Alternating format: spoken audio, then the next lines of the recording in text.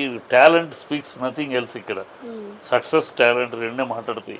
ఇక్కడ కులాలు మతాలు బ్యాక్గ్రౌండ్లు బొచ్చు భూషణం ఏమి ఉండవమ్మా. ఎంట్రన్స్ వరకు నేను మహారథి గారి అబ్బాయి, త్రిపురనేని మహారథి పెద్ద రచయిత, వాళ్ళ అబ్బాయి. నాకు ఎంట్రన్స్ ఇండస్ట్రీలోకి ఎంట్రన్స్ ఈజీ. తర్వాత నా టాలెంట్ నా కెపాసిటీ నా ఇదే, అక్కడేమి వెనకలు ఉండవు. ఇప్పుడు నాగార్జున గారు కొడుకున్నాడు, నాగ చైతన్య ఉన్నాడు, అఖిల్ ఉన్నాడు.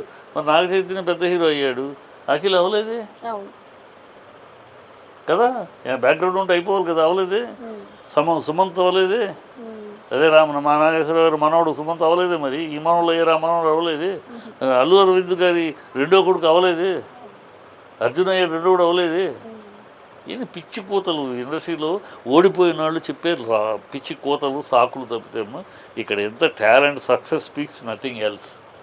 అది సక్సెస్ కావాలి, టాలెంట్. నీ సక్సెస్ అనేది నీ టాలెంట్ని బట్టి వస్తుంది. రవి ఎరికిపూడి ఇప్పుడు డైరెక్టర్ దుమ్ము లేపుతున్నాడు.